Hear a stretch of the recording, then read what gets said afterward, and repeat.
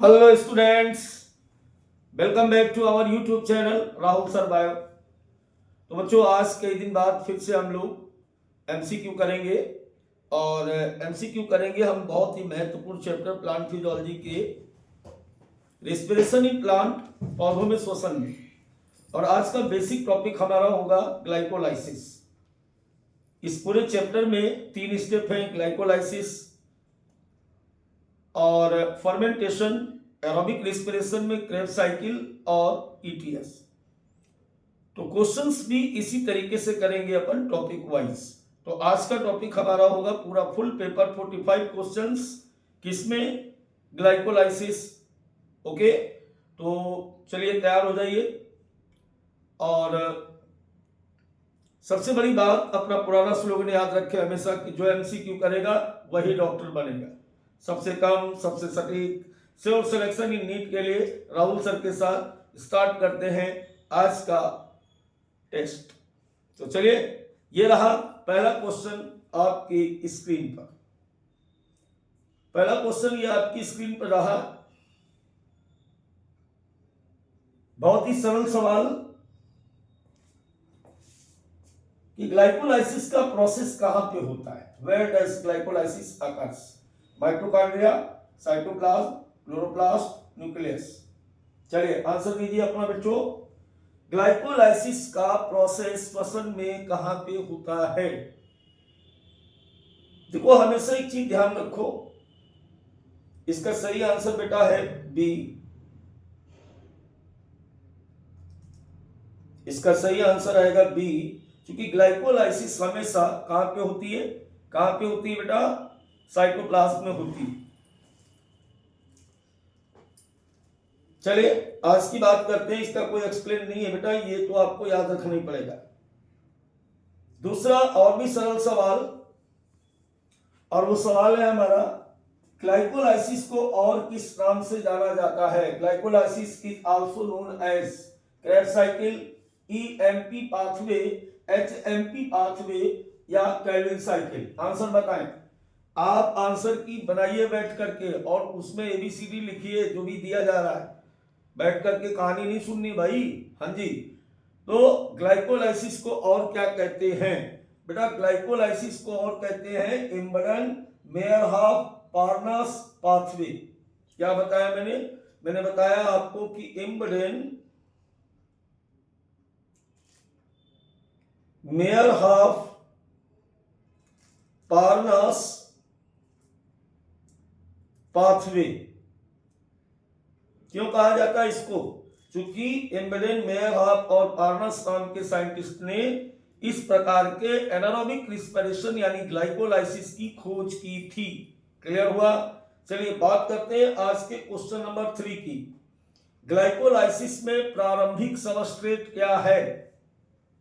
Initial substrate of glycolysis is pyruvate, glucose, fructose, acetyl coenzyme A. यानी कहने का मतलब ये पूछा जा रहा है कि ग्लाइकोलाइसिस कहां से स्टार्ट होती है?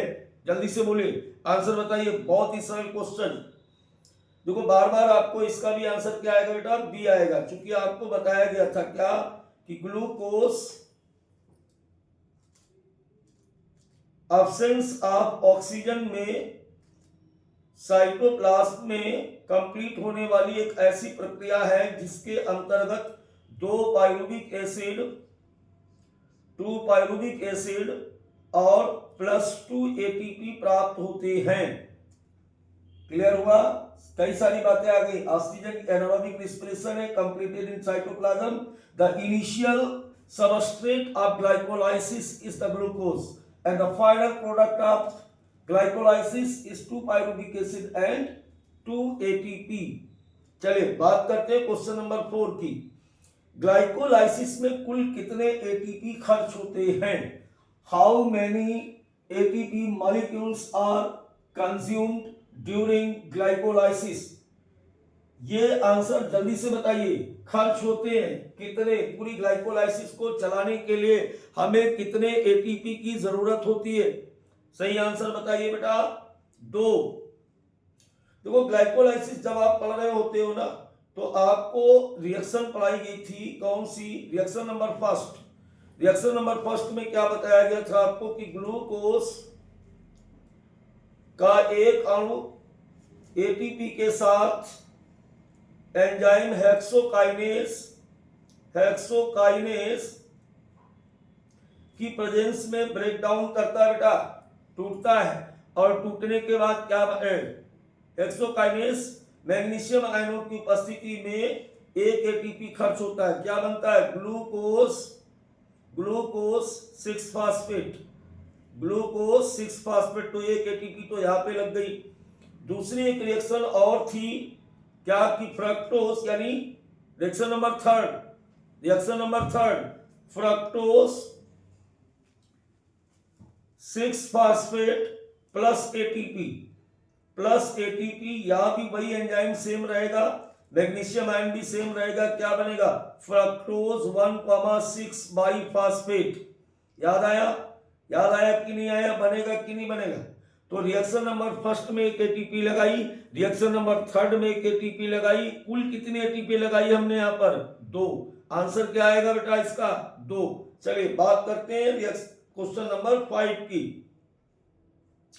ग्लाइकोलाइसिस के अंत में बनने वाला उत्पाद है, the end product of glycolysis is, जल्दी बताएं बेटा क्या होगा, आंसर लगाएं अपना, जल्दी से आंसर लगाएं। The end product of glycolysis is, क्या बताया था अभी थोड़ी देर पहले मैंने कि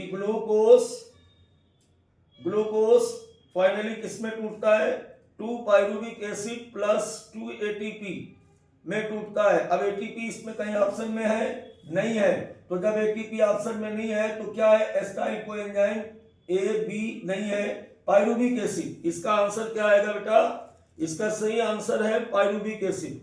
ग्लाइकोलाइसिस का अंतिम उत्पाद क्या है, बोलो, ग्लाइकोलाइसिस का अंतिम उत्पाद होता है क्या पाइरुविक एसिड, एक 3 कार्बन परमाणु वाला ऑर्गेनिक मटेरियल जिसका नाम है pyruvic acid, that is the last product of the glycolysis. The next question, अगला क्वेश्चन है एक ग्लूकोज अणु से कितने पाइरुविक अम्ल बनते हैं? बार बार मैं क्या कह रहा हूं 2 पाइरुविक एसिड। अब क्यों बनते हैं ये जरा देखिए आप ऐसे लिखते हो ना C6H12O6, ये ग्लूकोज हो गया, कितने कार्बन परमाणु हैं इसमें 6, ये 6 कार्बन कंपाउंड है, तो 2 पाइरुविक एसिड जब बना 2 पाइरुविक एसिड बनता है, each pyruvic acid is 3 carbon compound, कितना ये 3 कार्बन कंपाउंड, क्लियर हो गया। यानी ग्लाइकोलाइसिस के दौरान, ग्लाइको का मतलब क्या है, ग्लाइको का मतलब होता है ग्लाइकॉन, और ग्लाइकॉन का मतलब होता है शुगर, और लाइसिस का मतलब क्या होता है, लाइसिस का मतलब होता है स्प्लिटिंग, क्या होता है मतलब इसका स्प्लिटिंग होता है। I think my point is clear now. तो ग्लूकोज टूट करके क्या बनाता है 2-3 कार्बन परमाणु वाले पाइरुविक अम्ल को बनाता है। How many pyruvate molecule are form from 1 glucose, answer क्या आएगा बेटा 2। कितने बनाता है 2 बनाता है। चलिए बात करते हैं ये क्वेश्चन नंबर 7 की। ग्लाइकोलाइसिस में एटीपी का शुद्ध लाभ होता है net gain of ATP in glycolysis is, देखिए ये बड़ा कंफ्यूजन वाला क्वेश्चन है, इसको जरा ध्यान से समझिए।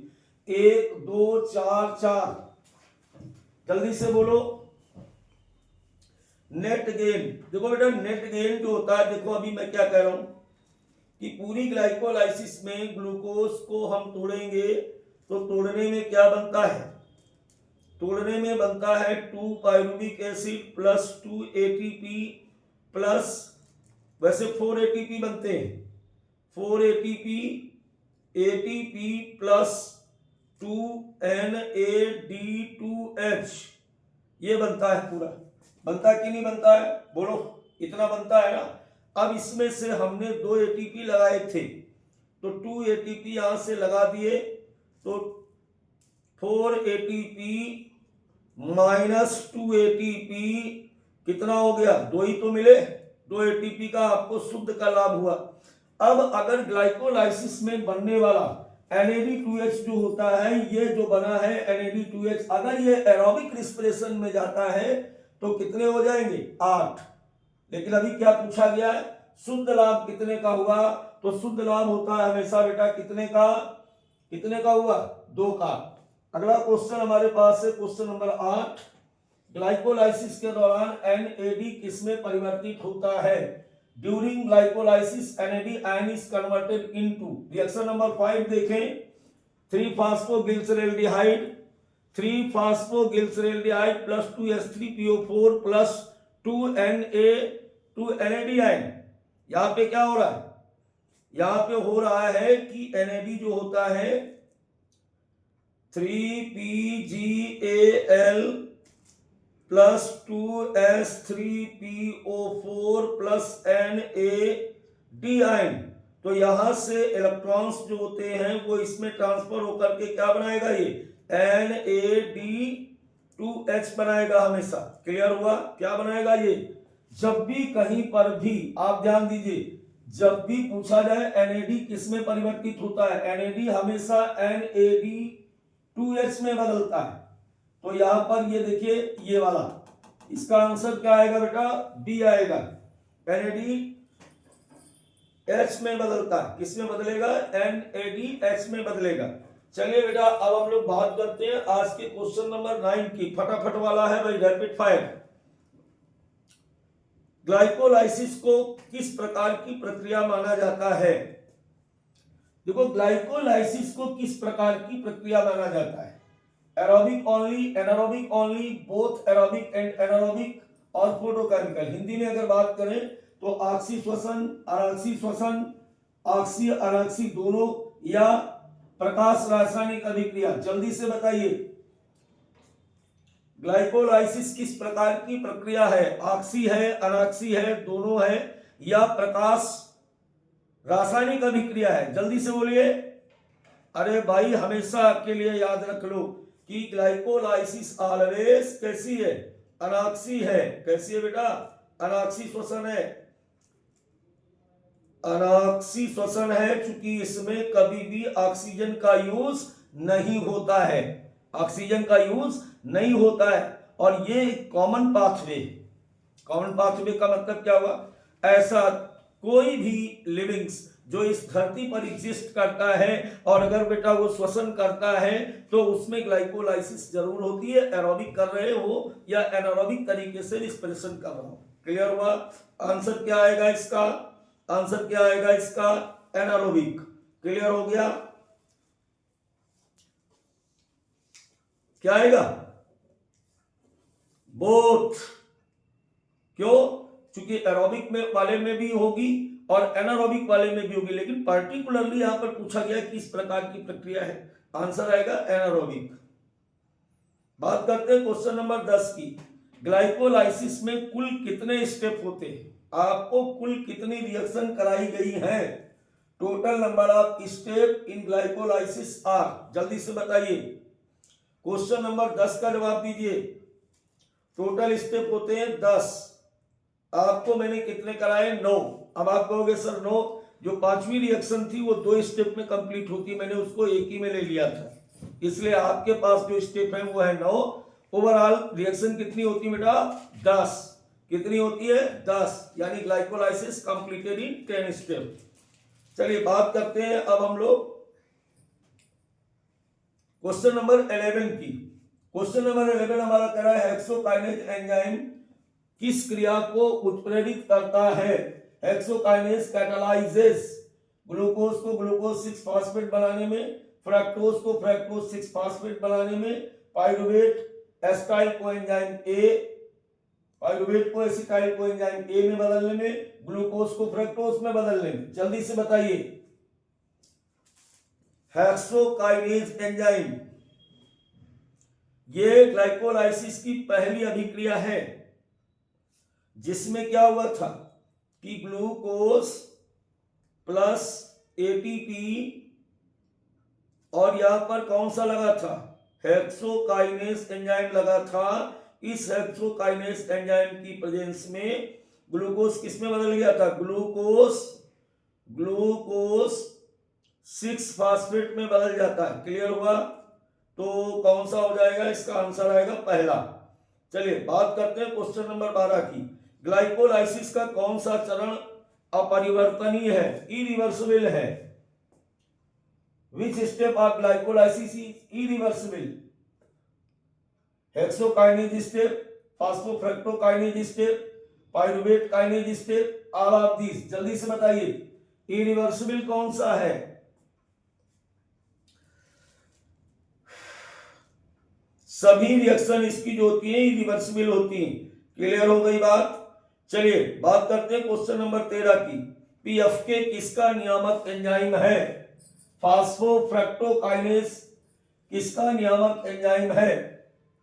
फास्फोफ्रक्टोकाइनेज is a regulatory enzyme of Krebs cycle, glycolysis, ETS, photo respiration. अब तो बेटा अंदाजे से ही बता दोगे तुम। हाँ, क्योंकि ग्लाइकोलाइसिस तो पहले से चल रहा है, ऑप्शन भी दिख गया है ना? क्वेश्चन ही फर्जी हो गया ये तो। चलो कोई नहीं। चलिए बात करते हैं क्वेश्चन नंबर 14 की। ग्लाइकोलाइसिस के दौरान कितने NAD2H बनते हैं? जल्दी से बोलिए। ग्लाइकोलाइसिस के दौरान number of NADH form during glycolysis. Copy खोलिए, किताब खोलिए, रिएक्शन नंबर 5 देखिए, वहां पर आपको NAD2H बताएंगे कितने बने थे। जल्दी से बोलो कितने बने थे? 2 NAD2H बनते हैं। तभी तो अभी कहा था ना मैंने 6 2 8 एरोबिक रिस्पिरेशन में 2 NAD2H क्या करते हैं? 6 ATP देंगे। 2 को आपको शुद्ध लाभ हुआ था। तो एरोबिक रिस्पिरेशन के दौरान अगर क्वेश्चन में पूछा जाए ऑक्सीशोषण के दौरान ग्लाइकोलाइसिस से कितने मिलते हैं तो 8 ATP। अगर पूछा जाए कितने शुद्ध लाभ होते हैं तो 2 ATP। क्लियर हो गया? चलिए बात करते हैं क्वेश्चन नंबर 15 की। एटीपी का निर्माण किस चरण में होता है? ATP formation occurs in which step? Substrate level phosphorylation, oxidative phosphorylation, photo phosphorylation, chemiosmosis. जल्दी से बोलो। Question number 15 substrate level of phosphorylation. Clear हुआ? रिएक्शन नंबर लास्ट और उसके पहले वाली रिएक्शन को आप देखें, 7 नंबर और 9 नंबर, सॉरी 8 नंबर और 10 नंबर में देखेंगे आपको ये मिलेगी। चलिए बात करते हैं क्वेश्चन नंबर 16 की। ग्लाइकोलाइसिस में सबस्ट्रेट लेवल फास्फोराइलेशन किसमें होता है? Substrate level phosphorylation occurs in cytoplasm, mitochondria, chloroplast, nucleus. बहुत ही प्यारा क्वेश्चन, दिमाग घुमा देने वाला, हल्का सुर्रा बाल जिसको कहते हैं, सुर्रा बाल। समझ गए? हाँ, जल्दी से बोलो क्या आएगा आंसर? अरे यार, जब सारी अभिक्रियाएं कहाँ हो रही? जब सारी अभिक्रियाएं साइटोप्लाज्म में हो रही तो यहां भी होगी, साइटोप्लाज्म आएगा। चलिए क्वेश्चन नंबर 17 की बात करें। ग्लाइकोलाइसिस में ग्लूकोज का पहला फास्फोराइलेशन किससे होता है? First phosphorylation of glucose occurs using ADP, ATP, NADH, FADH2। जल्दी बोलो। देखो कहीं भी अगर फास्फेट यानी इनऑर्गेनिक फास्फेट, जैसे आप ध्यान दीजिए, जैसे ADP अगर इनऑर्गेनिक फास्फेट के साथ जुड़ करके ATP बना रही है तो इसको हम क्या बोलते हैं? फास्फोराइलेशन कहते हैं। अथवा ATP टूट करके IP प्लस ADP बना रही है तो भी इसको क्या बोलते हैं? फास्फोराइलेशन बोलते हैं। क्लियर हुआ? आंसर क्या आएगा? जल्दी बोलो। ATP आएगा कि नहीं आएगा? चलिए बात करते हैं क्वेश्चन नंबर 18 की। फ्रक्टोज 1,6 बाइफास्फेट किसमें टूटता है? Fructose 1,6 biphosphate split into 2 pyruvate, 2 triose phosphate, glycoglyceraldehyde only glucose molecule. जल्दी बताइए फ्रक्टोज 1,6 बाइफास्फेट किसमें टूटता है? आंसर बताइए बच्चों। अरे आप देखा करो कुछ कॉपी किताब, कुछ याद किया करो, बस आके बैठ जाओगे, ऐसे थोड़ी क्वेश्चन होते हैं। 2 ट्रायोस फास्फेट में क्यों टूटेगा?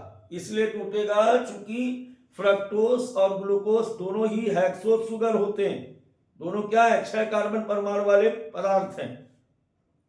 चलिए क्वेश्चन नंबर 19 की बात करें। आज रुकना नहीं है, बिल्कुल क्वेश्चन लाइट है, बिल्कुल लाइट क्वेश्चन है आज, कल और बढ़िया कराएंगे। फिर ग्लाइकोलाइसिस की खोज किसने की? क्रैब ने, एम्बेडेन, मेयरहाफ एंड पार्नस ने, केल्विन ने, हेल्स ने।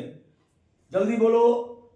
अभी इसके पहले भी ये क्वेश्चन कराया था मैंने कि glycolysis also called EMP because discovered by, किसके द्वारा, किसने खोजा? एम्बेडेन, मेयरहाफ, पार्नस ने खोजा था, इसलिए इसको हम क्या बोलते हैं?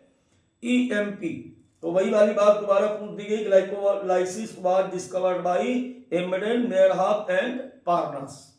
चलिए बात करते हैं क्वेश्चन नंबर 20 की। ग्लाइकोलाइसिस के दौरान CO2 निकलता है या नहीं निकलता है? Is CO2 released during glycolysis? Yes, no, sometime only in plant. हाँ ना, कभी निकलता है, केवल पौधों में निकलता है। जल्दी से बताइए, CO2 निकलता है या नहीं निकलता है? कभी भी CO2 नहीं निकलता है। देखिए 4 अणु CO2 के क्रेब्स साइकिल में और 2 अणु निकलते हैं कहां पे? जब पाइरुविक एसिड एस्काइल को एंजाइम ए में बदलता है। ग्लाइकोलाइसिस के दौरान कभी भी CO2 नहीं निकलता है। समझ में आई बात? चलिए बेसिक क्लियर करोगे, अपने आप क्वेश्चन आने लगेंगे। आज हमने सारे बेसिक क्वेश्चन लिए हैं। ग्लाइकोलाइसिस में ऑक्सीजन की आवश्यकता होती है या नहीं होती? जल्दी बताओ। अरे ये एक प्रकार का अनाक्सी श्वसन है। ग्लाइकोलाइसिस क्या है? Anaerobic respiration. और जब एनारोबिक रिस्पिरेशन होता है तो इसका मतलब ही वही अनाक्सी कि ऑक्सीजन का यूज नहीं होता है। नहीं, आंसर क्या आएगा? नो। चलिए बात करते हैं क्वेश्चन नंबर 22। पाइरुविक अम्ल में कितने कार्बन होते हैं? जल्दी बोलो। पाइरुविक अम्ल में कितने कार्बन होते हैं? ग्लूकोज में कितने कार्बन होते हैं? 6। तो C6H12O6 यानी 6 कार्बन। 6 कार्बन वाला कितने में टूटता है? 2 पाइरुविक एसिड, एक पाइरुविक एसिड, दूसरा पाइरुविक एसिड, तो कार्बन कितने हो जाएंगे? जल्दी बोलो। 3। इसमें भी 3 कार्बन, इसमें भी 3 कार्बन। क्लियर हुआ?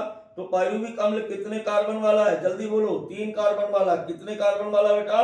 3 कार्बन वाला होता है। चलिए बात करते हैं क्वेश्चन नंबर 23 की। ग्लाइकोलाइसिस का ऊर्जा निवेशन चरण कहलाता है। एनर्जी इन्वेस्टमेंट फेस इंक्लूड्स, मैंने आपको कहा था ग्लाइकोलाइसिस में 2 फेस होते हैं, एक जिसमें एनर्जी ली जाती है और दूसरा जिसमें एनर्जी दी जाती है। एक क्या था? एक था activation face, glucose activation face, और दूसरा था एनर्जी एक्सट्रैक्शन फेस। बोला था 2 स्टेप थे। तो पहले का जो स्टेप होता है, जो पहले के स्टेप होते हैं उसको हम क्या बोलते हैं? क्या बोलते हैं? Glucose investment face. क्लियर हुआ? क्या बोलते हैं इसको? Glucose investment. यानी पहले की जो 5 अभिक्रियाएं होती हैं वो क्या होती हैं? इसमें ग्लूकोज को एक्टिवेट किया जाता है। लास्ट की 5 अभिक्रियाओं में क्या होता है? इससे एटीपी बाहर आता है, इसलिए उसको हम लोग बोलते हैं एनर्जी एक्सट्रैक्शन फेस, ऊर्जा प्रदान करने वाली व्यवस्था। चलिए बात करते हैं क्वेश्चन नंबर 24 की। ऊर्जा उत्पादन चरण पे ऑफ फेस में क्या बनता है? अभी अभी मैं बात कर रहा था। इन पे of face what is produced? Only ATP, only NADH, ATP and NADH, only CO2। जल्दी बताओ, पे ऑफ फेस में क्या क्या बनता है या क्या बनता है? हम क्यों कहें क्या क्या बनता है? अब मेरे मुंह से निकल ही गया है क्या क्या, तो इसका मतलब सिंगल तो नहीं होगा, वो डबल एक ही है। क्या क्या बनता है? ATP और NAD2H बनता है। समझ गए क्या क्या बनता है? ATP और NAD2H बनता है। Question number 25। ग्लाइकोलाइसिस का अंतिम एंजाइम कौन सा है? वाह, वेरी गुड क्वेश्चन। सबसे लास्ट एंजाइम कौन सा? Last enzyme of glycolysis is hexokinase, aldolase, pyruvate kinase, enolase. जल्दी बोलो, जल्दी से लगाओ। लास्ट होता है pyruvate kinase. Phosphoenol pyruvic acid converted into किसमें, pyruvic acid plus ATP. Question number 26 की बात करें, पौधों में श्वसन की सही परिभाषा क्या है? पौधों में श्वसन की सही परिभाषा क्या है? What is the correct definition of respiration in plant? प्रकाश की उपस्थिति में भोजन बनना, ऊर्जा के लिए भोजन का ऑक्सीकरण, CO2 का अवशोषण, जल का अवशोषण। जल्दी बोलिए, जल्दी बोलिए।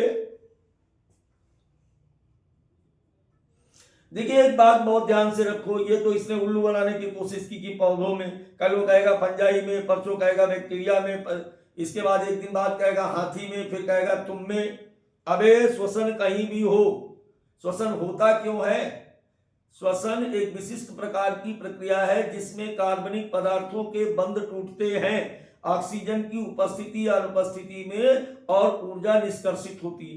तो जहां भी एनर्जी एक्सप्रेशन की बात कर रहा है, एक्सट्रैक्शन की बात कर रहा है एनर्जी की, वो श्वसन है। अब इसके आधार पर क्या हो रहा है? ऊर्जा के लिए भोजन का ऑक्सीकरण। Without energy no function, without function no life. Energy only obtain from degradation of organic material inside the cell. It's okay, that's called respiration. आगे बढ़ो, क्वेश्चन नंबर बात करते हैं 27 की। श्वसन की प्रक्रिया मुख्यतः किसके लिए होती है? Respiration mainly occurs in growth, प्रजनन, ऊर्जा की आपूर्ति, प्रकाश संश्लेषण। अभी बताया है, जल्दी बोलो किसके लिए होती है? जल्दी बोलो भाई, किसके लिए होती है? ऊर्जा की आपूर्ति के लिए बताया था अभी कि किसी भी प्रकार की एनर्जी जो हमारे शरीर में होती है वो रिस्पिरेशन या श्वसन के द्वारा ही होती। श्वसन बंद, काम खत्म, न ग्रोथ होगा न कुछ नहीं होगा। पौधों में श्वसन किस अंग में होता है? फिर उल्लू बनाने की कोशिश। ऐसे क्वेश्चन से बहुत सावधान रहो, ये पौधे और कोई मतलब नहीं है। रिस्पिरेशन इन प्लांट ओनली, केवल पत्तियों में, केवल जड़ों में, केवल तनों में, सभी जीवित कोशिकाओं में। आंसर क्या आएगा? रिस्पिरेशन ऑलवेज, या रिस्पिरेशन इन प्लांट नहीं, respiration in livings occurs in all living cells. कहां पे? शरीर की जितनी जीवित कोशिकाएं होती हैं सभी श्वसन करती हैं। क्लियर हो गया? क्वेश्चन नंबर 28 की बात की गई। अब हम लोग बात करते हैं क्वेश्चन नंबर 29 की। पौधों में श्वसन की दर किसमें सबसे अधिक होगी? Respiration rate is highest in mature tissue, old cells, meristems tissue, dead cells. बताइए आंसर इसका। इसमें हम आपको थोड़ा सा समय देते हैं, जल्दी बोलिए। देखिए जहां पर ज्यादा एनर्जी की आवश्यकता होगी वहां पर रेट ऑफ रिस्पिरेशन अधिक होगा। अब अगर हम बात करें मैच्योर टिश्यू, ये कहां ज्यादा एनर्जी खर्च कर रहे हैं? ओल्ड टिश्यू बिल्कुल नहीं खर्च कर रही। जो डिवीजन वाली सेल्स होती है, यानी ऐसी सेल्स, मेरिस्टेम्स किसे कहते हैं? ऐसी कोशिकाओं का समूह जिनमें विभाजन की क्षमता पाई जाती, जो विभाजित होती है, जिनमें स्पष्ट केंद्रक घना जीव द्रव्य पाया जाता है, ऐसी कोशिकाओं को विभाज्योतिकी कोशिकाएं कहते हैं। और ये सभी कोशिकाएं सबसे ज्यादा एनर्जी खर्च कर रही। क्यों खर्च कर रही भाई? सेल डिवीजन के लिए एनर्जी की रिक्वायरमेंट होती है। क्लियर हो गया? चलिए बात करते हैं क्वेश्चन नंबर 30 की। श्वसन का सामान्य समीकरण क्या है? कितनी बार ये बात बताई गई? और अब अगर हमसे पूछते हो तो गंदे बच्चे हो, जल्दी से बताइए। C6H12O 6 + 6O2, 6CO2 6H2O और एनर्जी। इसका सही आंसर क्या आएगा? बेटा ये श्वसन का सामान्य समीकरण नहीं बल्कि एक समराइज तरीके से पूरा चैप्टर लिखा होता है ना। पहले भी मैंने आपसे कहा था कि कोई श्वसन का समीकरण नहीं है, ये श्वसन में क्या क्या घटित हो रहा है ये बताने के लिए एक समराइज रिएक्शन है कि श्वसन में 6 O2 लग रहे हैं, 6 CO2 निकलते हैं, 6 पानी निकलते हैं और 30 ATP निकलता है। क्लियर होगा? बात करें क्वेश्चन नंबर 31 की। पौधों में श्वसन का प्रकार होता है। रिस्पिरेशन इन प्लांट इज केवल एरोबिक, केवल एनारोबिक, एरोबिक तथा एनारोबिक दोनों। जल्दी बोलो। फिर जहां जहां इसे पौधा लगा रहा है इसका मतलब उल्लू बना रहा है, इसका अपना ध्यान रखो। जल्दी से बोलो। देखो कहीं भी श्वसन होगा पौधों में, बड़े प्लांट में एरोबिक और एनारोबिक दोनों होगा, क्योंकि एनारोबिक के आधार पर समझ गए ग्लाइकोलाइसिस और बाकी एरोबिक होता है। एरोबिक श्वसन में अंतिम इलेक्ट्रॉन स्वीकार करता कौन है? बड़ा क्वेश्चन इलेक्ट्रॉन ट्रांसपोर्ट सिस्टम से है, ये आपको बताया गया था, इसको जरा ध्यान से देखो। NADH को डिहाइड्रोजिनेस एंजाइम की प्रेजेंस में तोड़ा जाता है। किस में तोड़ा गया? 2 इलेक्ट्रॉन्स प्लस 2 प्रोटॉन्स में तोड़ा गया। अब ये माइटोकॉन्ड्रिया की इनर मेम्ब्रेन में इस तरीके से इलेक्ट्रॉन ऐसे गमन करते हैं कि नहीं करते? और अब क्या होता है यहाँ पर? 2 electrons plus 2 H plus half O2 जुड़ करके क्या बनाता है? बोलो बेटा क्या बनाता है? H2O बनाता है, जल बनाता है। बनाता कि नहीं बनाता? तो इसका आंसर क्या आ जाएगा? ऑक्सीजन। क्या आ जाएगा इसका? ऑक्सीजन इसे एक्सेप्ट करता है। क्लियर? चलिए, जल बनता है, अगर पूछा जाता क्या बनता है अंतिम इलेक्ट्रॉन के बाद, तो इसका आंसर होता मेटाबोलिक वाटर, उपापचयी जल बनता। क्लियर हुआ? बात करते हैं क्वेश्चन नंबर 33 की। बात करते हैं बेटा क्वेश्चन नंबर 33 की। क्वेश्चन नंबर नेक्स्ट की बात करें बेटा, अगर तो एनारोबिक रिस्पिरेशन में ग्लूकोज का अपूर्ण अपघटन होता है। क्योंकि ऑक्सीजन की अनुपस्थिति होती है। क्योंकि इसमें ऑक्सीजन की एब्सेंस होती है, इसलिए इसका पूरा विघटन नहीं होता है। क्वेश्चन नंबर 34 की बात करें, ग्लाइकोलाइसिस को क्या कहा जाता है? Glycolysis is also called EMP pathway. पहले भी बताया था मैंने। बात करते हैं 35। EMP पाथवे का पूरा नाम क्या है? Embden Meyerhof Parnas pathway. Embden Meyerhof Parnas pathway answer आएगा पहला। चलिए बात करते हैं क्वेश्चन नंबर 36 की। ग्लाइकोलाइसिस कहाँ होती है? पहले भी बताया गया। क्या कहाँ होती है? साइटोप्लाज्म में। चलिए बात करते हैं ग्लाइकोलाइसिस में ATP का निवेश कितना होता है? कितने ATP लगाते हो बेटा? 2, पहले रिएक्शन में और तीसरे रिएक्शन में। 38 में बात करें ग्लाइकोलाइसिस में शुद्ध ATP का कितना लाभ होता है? 2, अभी ऊपर बताया गया था। क्वेश्चन नंबर 39 की बात करो, ग्लाइकोलाइसिस का प्रारंभिक सबस्ट्रेट क्या है? ग्लूकोज। प्रारंभिक सबस्ट्रेट क्या है बेटा? ग्लूकोज। ग्लाइकोलाइसिस का अंतिम उत्पाद क्या है? Pyruvic acid. क्या अंतिम उत्पाद है बेटा? Pyruvic acid. एक ग्लूकोज अणु से कितने पाइरुविक एसिड बनते हैं बेटा? 2। कितने बनते हैं? 2। ग्लाइकोलाइसिस में NAD आयन किसमें परिवर्तित होता है? NADH+ यानी 2H में। बात करते हैं क्वेश्चन नंबर 43 की। ग्लाइकोलाइसिस में ऑक्सीजन की आवश्यकता नहीं होती है। बिल्कुल आवश्यकता नहीं होती है, क्योंकि ये एक प्रकार का अनाक्षी श्वसन है। ग्लाइकोलाइसिस को सार्वभौमिक पाथ क्यों कहते हैं? क्योंकि ये सभी में होता है। एरोबिक रिस्पिरेशन हो रहा हो या एनारोबिक प्रकार का रिस्पिरेशन हो रहा हो, सभी में इस प्रकार का श्वसन पाया जाता है, क्योंकि सभी जीवों में होती है। ठीक है, तो आज का अंतिम क्वेश्चन ये रहा, ग्लाइकोलाइसिस कुल चरणों की संख्या कितनी है? पहले भी बताया मैंने कितनी? 10। तो कल अब हम लोग इसके आगे वाले यानी क्रेब्स चक्र की बात, ग्लाइकोलाइसिस खत्म हो गया। अब बेटा हम लोग बात करेंगे एसिटाइल को एंजाइम फॉर्मेशन से लगा करके कल क्रेब्स चक्र तक। तो कल की DPP के लिए तैयार रहिएगा। चलिए बच्चों, बाय बाय। फिर मिलते हैं नए क्वेश्चंस के साथ, अपने पुराने स्लोगन के साथ कि जो MCQ करेगा वो डॉक्टर बनेगा। समझ गया? Bye bye.